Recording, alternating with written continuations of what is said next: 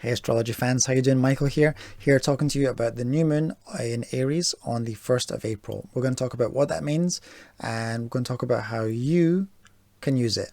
Let's do it.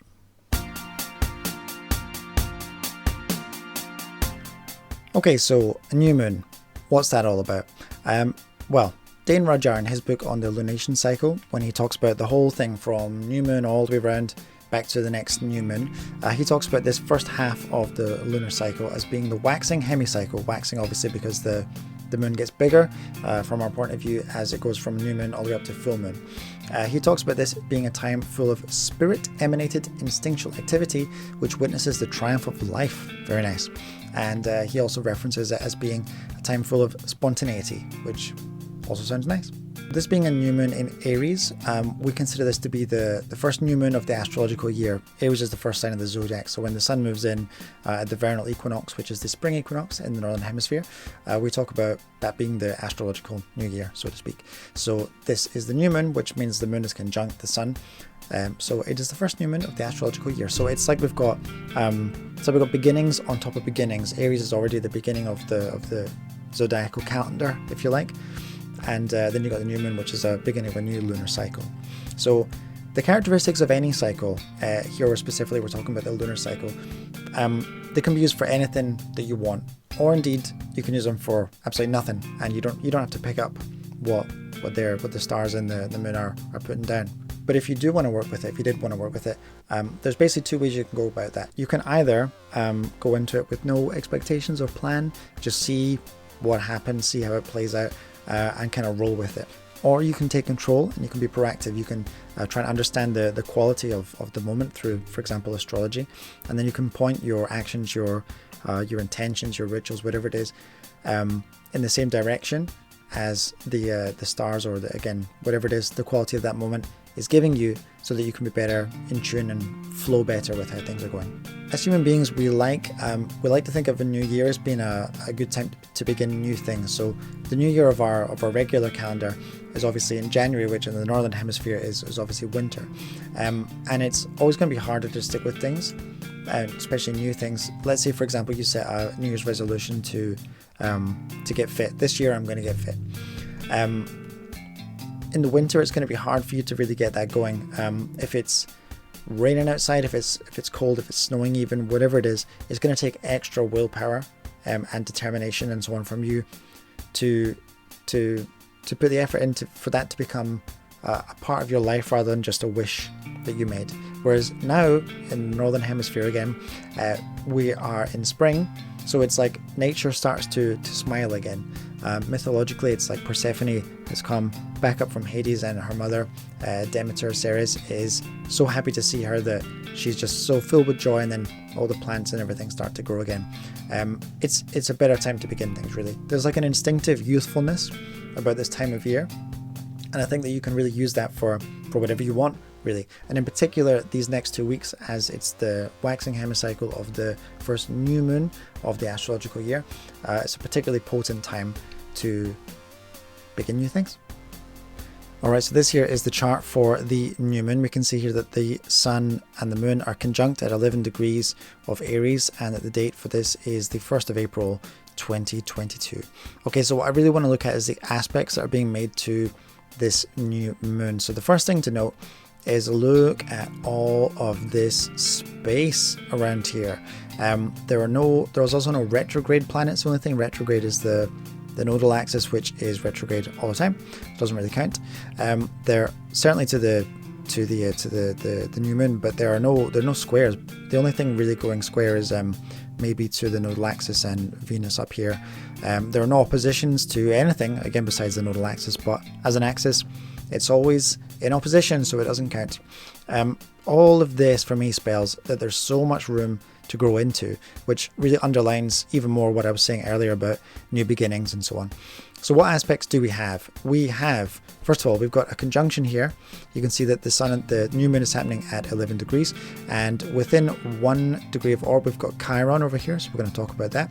We've also got, with just over 1 degree, there's a conjunction as well to Mercury in Aries, and finally, we have a quintile going over here. Quintile is 72 degrees, quintile to Pluto, which is over here in Capricorn. So that's what we've got going for us. So what does all that mean, Maechyl? Well, Chiron, first of all. So Chiron mythologically was a centaur, of course. He was many things. One of the primary functions that he performed mythologically was as a great teacher. He was a teacher to many great heroes, including Achilles and Hercules. And I feel like Chiron being in the mix here with this new moon suggests an opportunity in working with, or maybe as, a great teacher. I think it's a time to be watchful for deep wisdom that may be lying around. I think that life lessons and things like that tend to be available to us all the time. It's just a part of life, but we're not always conscious of it, and maybe because of that we can't always see it. But with this cycle, and as I mentioned, there's more than one cycle at play, begins with Chiron conjuncted. It's right there at the beginning. So I think it's a time we should get ready to get wise, or to even depart wisdom. And I think that any true teacher would probably say that that's one and the same thing. I think that anytime you depart wisdom, you always get something back. And every time you learn something, I think you also teach something at the same time. So astrologer Melanie Reinhart, for me, although there certainly are more books than hers, for me, she really wrote the book on Chiron, and she really goes in deep about the different levels of myth surrounding this figure. One of them, of course, is the wounded healer archetype. This one is more famous. So the shaman and the medicine man, things like that. A layer deeper than that is about service and sacrifice, because Chiron really, his wound was that he was accidentally shot by one of Hercules' poison arrows, but he was immortal and he couldn't die, but he wanted to die, and in the end he sacrificed himself for Prometheus, who took a risk in stealing fire from the gods to give it to humanity, and then Chiron accepted Prometheus's punishment instead, so he was allowed to live in the sky instead of on the earth. For us, the wound, I think, is like more psychological. So the thing is about sacrificing a part of yourself, a part of you, in order to heal, to leave things behind, and so on. So i.e. the wounded part is what that would be. So things like traumas, hang-ups, things like that. I think that anytime Chiron's involved, and if we're talking about a new moon, a new cycle, a new resolution, this could be a good time to work with yourself and kind of be honest about things that you're holding on to from your past that maybe would better serve you if you left them in the past. Okay, so Mercury sitting in there. Anytime Mercury's in mix, Mercury suggests it's a good time to take on, or perhaps to pass out some information. So maybe this cycle could be a good one to begin, or to take forward a conversation you've been putting off. It's like with all the space going on between the planets at this time, I think people might be more receptive to what you have to say. Maybe if it's a difficult thing, and maybe this could be the time that you've been waiting for to bring it up. However, it's definitely worth mentioning that while we're talking about a new moon with all this space, it's still a new moon in Aries, which is a very direct and even at times aggressive sign. So take this into account with thinking about how your words may come across to other people, and also be prepared for them to react in an Aryan way. They might get their heckles up right away based on what you said if it's like a touchy subject. But also the flip side, or is that now the first side again? Anyway, Aries is a very proactive sign, being at the very start of everything when it comes to astrology. You taking the lead on something might go over well, and that might help the case. Mercury, a lot to do with them as a communication, but also writing as well. Anything to do with relaying information, it could be a good time to begin those. If that's going to be your resolution, maybe you want to start a blog, maybe you want to start a YouTube channel, whatever it is. These are all little clues that you can pick up about things that could be good for you, could be right for you to start with this spring, astrological spring. Alright, so the final piece of the puzzle with these aspects is this Pluto that's in a quintile. So quintiles they're certainly not the most common aspect to be discussed. 72 degrees, that happens when you divide the chart, which is of course 360 degrees. If you divide that up into 5, which is where obviously the title quintile comes from, 72 degrees. Astrologer Sue Tompkins, in her book on aspects, she links quintiles back to mercurial themes of communication and mental processes, but she says it's much more individualistic. When there's two planets that are in a quintile, it can point to taste and style and things like that, as well as even individual talents. And she goes in her book and gives examples of Jane Austen, I think, had a lot of quintiles in her chart in some important inner planets, and she goes on to explain how this could have affected her genius, really. Her main point, though, is that there are very individualistic aspects, and she even says, here's a quote for you. She says, quote, "Because such division of the circle of 5 does yield such exceptional, specific and rarefied qualities, these aspects do not lend themselves very well to conventional cookbook interpretations. By its very nature, the cookbook will tend to deal with the general rather than the specific, those things common to all of humanity rather than the peculiarities and exceptional talents of the very few." So perhaps it's kind of antithetical, me trying to explain the influence of a quintile aspect to a new moon in a video that's meant for everyone and is going to affect all of us, including me and including you, dear viewer, when it tends to manifest in a more individualistic way. But there is a way we can get more personal with this. So dealing with Pluto means our capacity to be reborn, and it's dealing with our own shadows, which again are always going to be very personal and specific to each individual. So what I'd do is I'd look at the house in your own chart which Pluto is transiting. So it's at 28 degrees Capricorn. So have a look at where in your chart, which house 28 degrees Capricorn falls, and then take the areas associated with that house into consideration with considering how exactly you want to go about working with this new moon.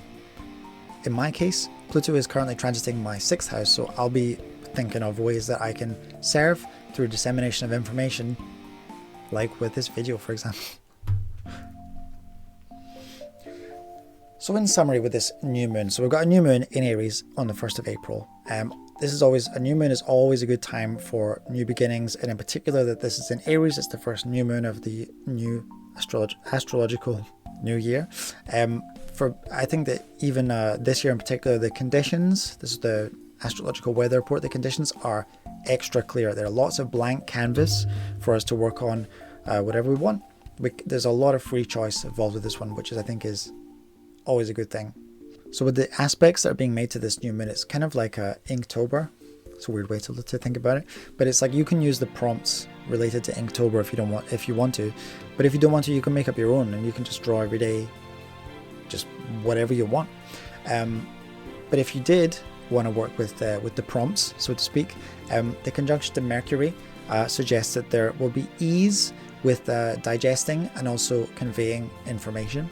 The conjunction with Chiron suggests that it could be a good time to deal with teaching some wisdom, or being taught some wisdom. And as I said earlier, I think that that's definitely a two-way street, so it works both ways, really. And also about healing by letting go of things. The quintile to Pluto once again underlines this aspect of mental processes. Pluto always is going to point to some kind of period of rebirth, but it's going to be more personal. So check the areas of your chart where this Pluto is transiting, and bear that in mind when you're putting things together with how exactly you want to work with this. All right, so those are my thoughts on this first new moon of the astrological new year. Last time I'm going to say that in this video. A bit of a tongue twister. Anyway, thanks for watching. Like and subscribe and all that stuff, and let me know how I'm doing with these videos. Let me know what you like, and maybe what I can do better. Cheers.